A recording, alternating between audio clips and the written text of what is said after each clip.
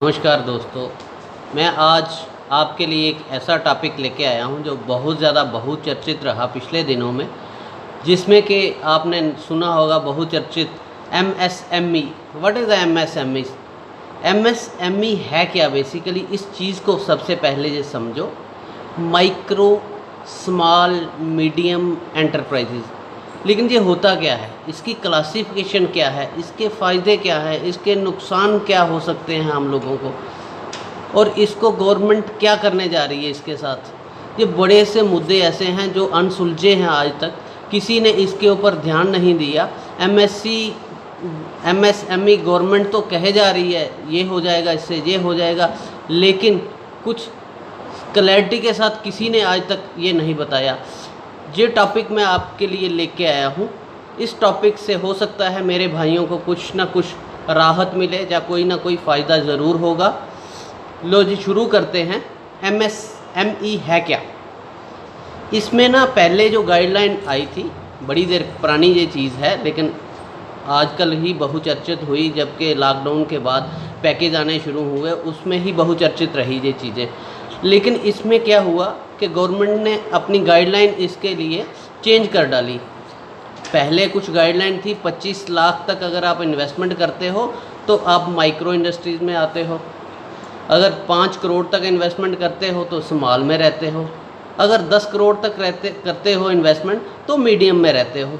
और उसके अलावा उसमें ना कुछ चीज़ें इन्होंने रखी हुई थी कैपिंग लगा के। कैपिंग का मतलब ये है कि इसमें सेल इतनी होनी चाहिए, इसमें सेल इतनी होनी चाहिए, इसमें इतनी होनी चाहिए, मतलब 3-3 कैटेगरीज में बांटा हुआ था। और इसके साथ ही ये सर्विस सेक्टर के लिए भी एप्लीकेबल था। सर्विस सेक्टर में 10 लाख की इन्वेस्टमेंट में माइक्रो रहती है, और 2 करोड़ तक की इन्वेस्टमेंट के लिए स्मॉल रहता है, और 5 करोड़ तक के लिए मीडियम एंटरप्राइजेज रहता है। लेकिन गवर्नमेंट ने अब क्या किया, इस गाइडलाइन को रिवाइज़ कर दिया ताकि बहुत ज़्यादा लोग इस चीज़ में कवर हो जाएं। मैं आपको बताता हूँ, अब जो नई गाइडलाइन है उसके अंडर मैन्युफैक्चरिंग सेक्टर हो आप, चाहे सर्विस सेक्टर में हो, आपकी इन्वेस्टमेंट अगर 1 करोड़ रुपये तक है तो 5 करोड़ तक टर्नओवर है। टर्नओवर मीन सेल्स, ये है इसका मतलब। और आपको अब क्या है, इसको माइक्रो में कंसिडर किया जाएगा। और अगर आप स्मॉल में कंसिडर होते हैं, उसमें क्या है कि इन्वेस्टमेंट 10 करोड़ रुपये तक है और टर्नओवर आपकी 50 करोड़ रुपये तक रखी गई है। टर्नओवर का मतलब यहाँ भी सेल है। थर्ड है मीडियम एंटरप्राइजेज। मीडियम एंटरप्राइजेज में क्या है, इन्वेस्टमेंट 20 करोड़ है और टर्नओवर 100 करोड़ तक रखी गई है। दोस्तों, अब क्या है कि इसके फ़ायदे क्या हैं? गवर्नमेंट तो बड़ा कुछ कह रही है, लेकिन जो ग्राउंड पे उतर रहा है मैं तो वही उसी की बात करूँगा।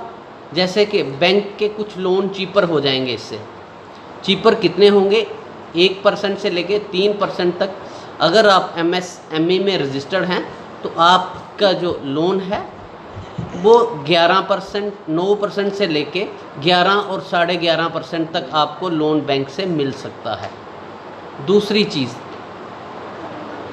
आपको और भी बड़े से बेनिफिट हैं। दूसरी चीज़ मैं आपको बताता हूँ, आपका जो कुछ गवर्नमेंट के लाइसेंस वगैरह होते हैं, सर्टिफिकेशन गवर्नमेंट की तरफ से होती है, उसमें कुछ फ़ीस की सब्सिडी दी जाती है। जैसे कि आप कहीं ट्रेडमार्क रजिस्ट्रेशन करवाते हैं, उसकी जो फ़ीस है वो लगभग 30,000 रुपये के आसपास है लगभग, तो उसमें आपको 50% की सब्सिडी मिलती है। और अगर आप कोई भी लोन लेते हो एमएसएमई के अंडर, उसमें कोलैटरल फ्री लोन अवेलेबल है बैंक की तरफ से।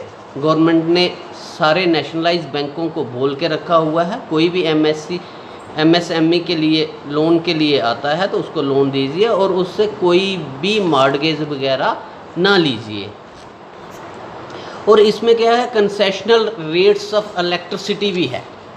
अगर आप एमएसएमई में रजिस्टर्ड हैं, आपकी जो इलेक्ट्रिसिटी बिल होगा वो 10% से लेके 50% तक कम आएगा। अगर आप नया कनेक्शन लेते हैं, नई इंडस्ट्री लगाते हैं, एमएससी के अंडर आते हैं आप, तो आपका जो इलेक्ट्रिसिटी का बिल है वो भी कम रहेगा।